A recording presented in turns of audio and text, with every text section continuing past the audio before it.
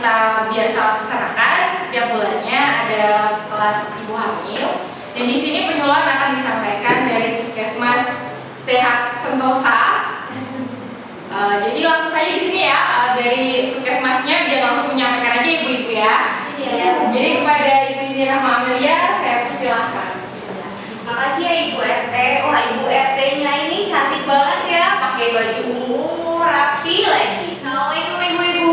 Waalaikumsalam. Selamat pagi. Pagi. Sehat kan? Sehat. Gimana kehamilannya selama ini? Ada kendala nggak? Alhamdulillah. Baik-baik aja kan Bu? Baik, alhamdulillah. Jadi bayinya gimana? Sehat-sehat aja nggak? Selama ini periksanya rutin nggak? Rutin. Gimana coba nggak puskesmas? Sama bidan sebelah, Posyandu ya, jangan ke Paraji terus. Sekali Ibu harus lebih mendahulukan kepada bidan. Kalau ke Paraji mulu nanti nggak dikasih obat, Ibu disuruh minum apa? nggak dikasih apa? Iya, makanya Ibu datang ke posyandu. Kalau datang ke posyandu kan nggak seberapa biayanya, Ibu bisa dijelasin, Ibu bisa dapat obat, oke?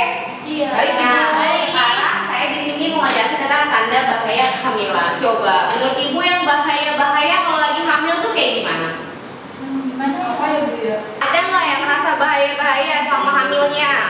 Apa sering pusing-pusing, nyeri-nyeri perut, terus kaki Ibu bengkak nggak? Coba dilihat kakinya ada yang bengkak nggak? Kaki saya bengkak Bu nih. Nah, kalau kakinya udah mulai bengkak, lama nggak bengkaknya? Lama, suka 3 harian sakit. Pusing, kalau pusing gimana? Kalau selama ini pusing-pusing terus-terusan nggak? Itu cedera cuma pusing. Pusing banget nggak Bu? Pusingnya gimana? Gimana ya Bu ya? Bukan pusing kekurangan uang ya Bu? Oh, Itu beda lagi. Tiap hari kayaknya. Sekarang kita jelasin satu-satu ya Bu. Nah yang pertama itu ada sakit kepala yang hebat. Ibu-ibu di sini ada nggak yang ngerasain kepala itu kalau pusing, gitu sakit banget.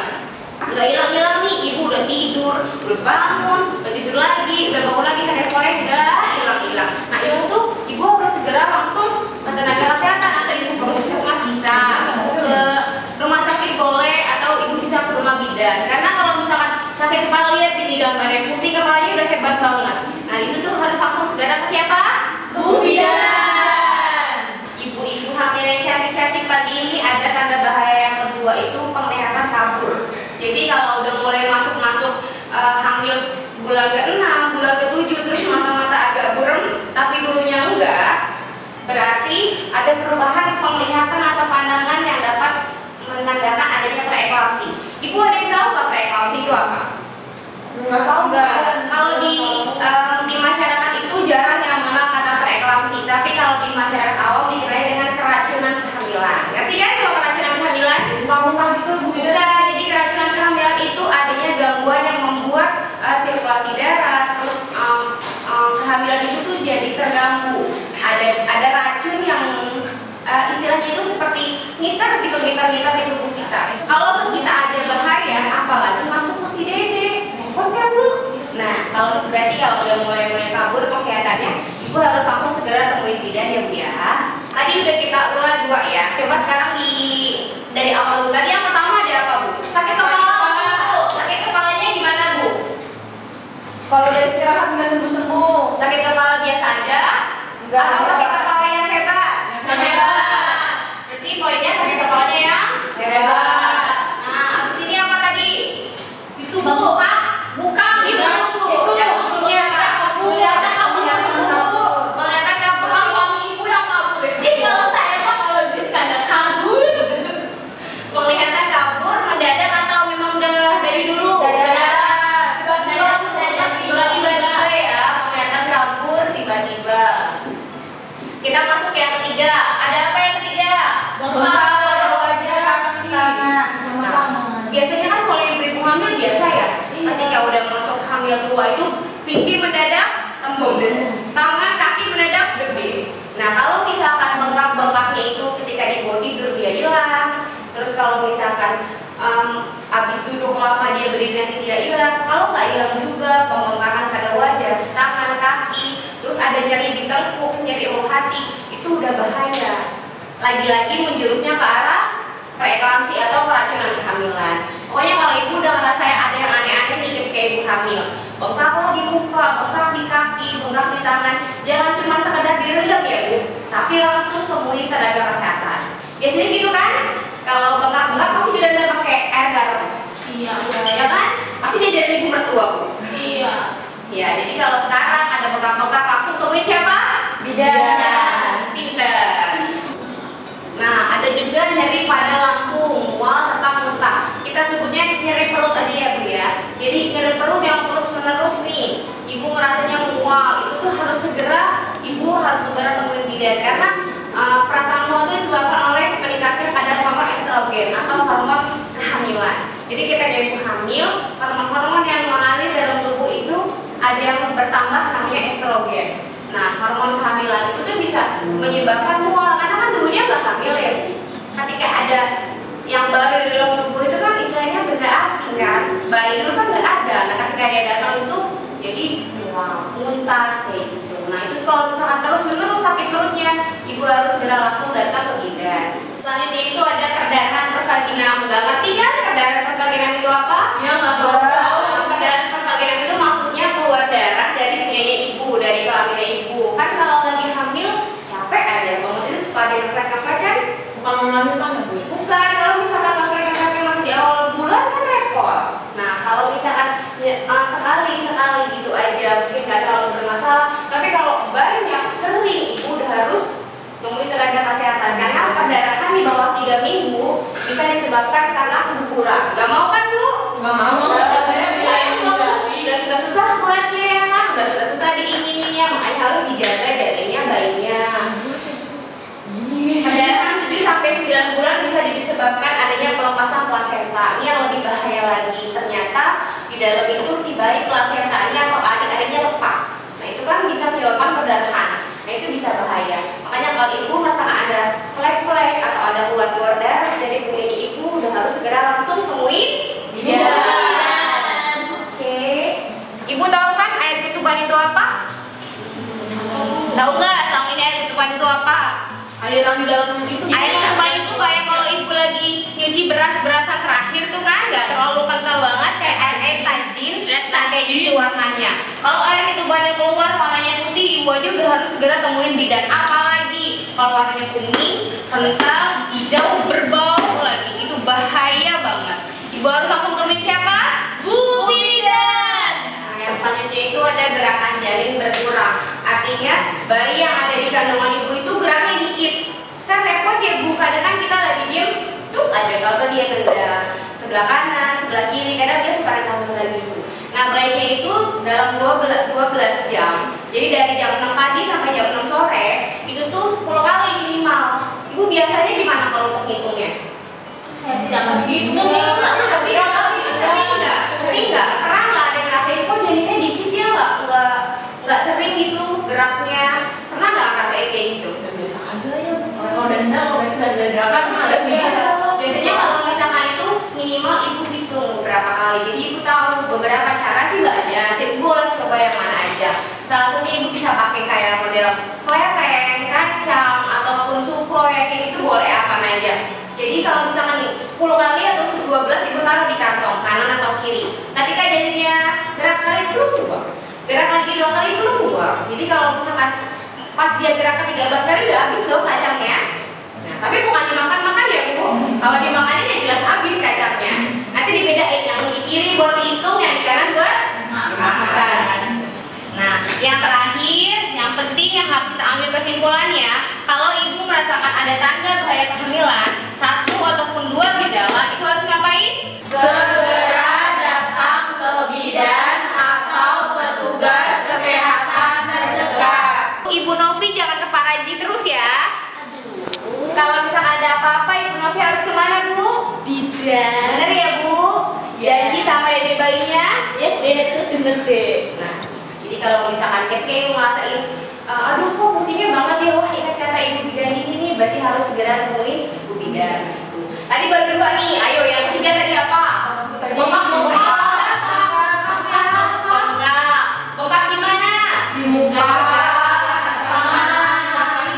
Bengkak di muka. Abis bengkak apa? Ayo tadi kabar. Ayo, pecah. Ya, pecah. Bantah.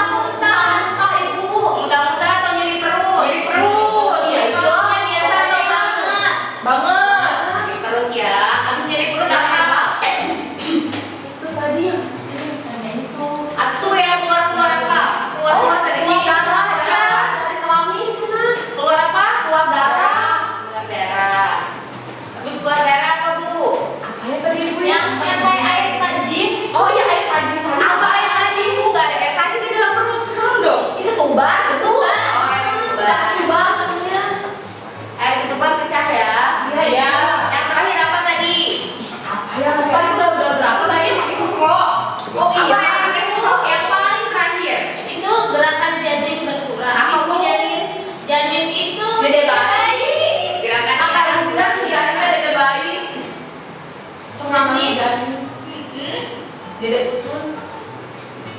Gerakan dede bayinya berkurang. Nah, Ibu, kita udah jelasin ya 7 tanda bahaya kehamilan. Sebenarnya tanda-tanda bahaya itu banyak kan? Cuman 7 tanda ini kan tanda yang paling membahayakan. Ketika Ibu sudah merasakan 1 atau 2 gejala, sekali lagi sering saya bilang, Ibu temuin siapa? Bu Bidan. Oke, terima kasih Ibu. Sebelum saya tutup, ada yang mau nanya? Ibu, saya tuh mau nanya, Bu. Iya, boleh. Bu Bidan, tadi kan katanya tuh kalau bengkaknya di kakinya itu tuh ya berarti bahaya ya, Bu ya. Saya tuh ini kan sekarang udah 9 bulan, kita sering bengkak-bengkak, ini kenapa ya? Takutnya tadi keracunan kehamilan ya, Ibu ya. Ini Ibu selain ngerasain kakinya bengkak-bengkak, ada gejala lain nggak? Misalkan Ibu matanya jadi kabur-kabur gitu nggak? Atau pusing? ya enggak, kalau baru bangun tidur Artinya bengkak aja ya? Ada ini Nah, bengkak. Ibu berarti terlalu banyak duduk terus, dirinya enggak? Atau terlalu banyak jalan, terus duduknya enggak? Gitu enggak? Ya kata ibu mertua saya teh jangan banyak jalan-jalan. Nah, jangan gitu. Jadi kalau misalkan udah masuk hamil tua, Ibu boleh jalan-jalan tapi stabil. Jalannya sering, tapi duduknya juga sering. Kalau misalkan nggak teratur, kalau misalkan nggak stabil, kebanyakan duduk, kan kakinya kegantung ya Bu. Kalau kita duduk, dia jadinya bengkak. Kalau direndam sama air garam nggak apa-apa, Bu. Kan kalau misalkan kita ikutin apa kata mertua, Iya, kan saya juga jadi ikutin dulu aja Bu, nanti repot kalau ibu hamil mertua. Selesainya kakinya nggak sembuh, urusan sama mertua juga repot. Nggak apa-apa di depan ibu mertua itu Sayang dulu, banget. tapi di belakang ibu itu ibu juga langsung periksa ke bidan, dicek itu cuma bengkak-bengkak doang atau ada masalah gitu ya Bu ya. Bu Bidan, saya mau nanya. Kata mertua saya, emak biasa emak itu suka rempong deh. Dia itu katanya kalau saya hamil tuh nggak boleh makan yang ikan amis-amis begitu. Ikan apa ya Bu? Enggak sih, apaan aja. Saya kan suka ikan gurame ya. Terus saya nggak boleh makan Kita ikan. apa makan Bu? Mateng lah pokoknya. Ya udah, kamu nggak boleh makan ikan-ikanan yang amis-amis, kamu nggak boleh. Itu gimana? Kan kalau misalkan di desa atau di lingkungan kita itu kan masih banyak mitos ya, cerita-cerita dongeng zaman dulu. Ada yang benar, ada yang nggak benar. Kayak model mitos nggak boleh makan yang amis. Kan Bu, ikan Ibu makan nih, masuk ke dalam perut dia di dalam masih amis nggak? Enggak. Jadi sebenarnya Ibu mau makan apapun, dingin apa, itu masuk ke dalam perut itu udah nggak amis, udah nggak dingin, udah nggak panas. Semuanya nyatu. Tapi kalau misalkan soal mitos Ibu nggak boleh makan amis, itu justru terbalik. Ketika Ibu hamil, Ibu kan biasanya sendirian. Berat badannya misalkan 50 nih, apa 45? Lebih kayaknya. Apalagi kalau Ibu udah berdua hamil, bisa jadi 60 atau 65. Nah kalau kayak gitu, Ibu sendiri aja Ibu butuh protein yang banyak, Ibu butuh ikan, Ibu butuh tempe, tahu, apalagi berdua. Sekarang Ibu pikir, di dalam badan Ibu nih ada anak kecil nih, ada baby, ada si Dede, ada si Utun. Kan kalau misalkan dia nggak dikasih protein gimana?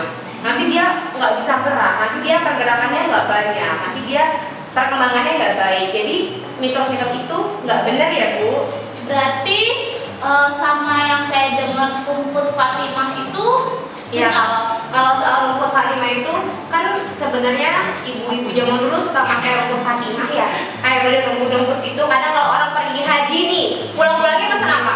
Minta bawain rumput Fatimah. Nah jadi rumput Fatimah itu setelah maaf ya Bu, agak sedikit kita berilmiah karena menurut beberapa penelitian kalau benar adanya rumput Fatimah itu mengandung hormon oksitosin. Apa sih hormon oksitosin? Hormon oksitosin itu yang bisa membuat merangsang kontraksi. Jadi Ibu nih lagi biasa-biasa aja minum, tahu-tahu perut aduh kok nyeri, kok menjalan sampai ke belakang-belakang. Nah itu berarti adanya kontraksi.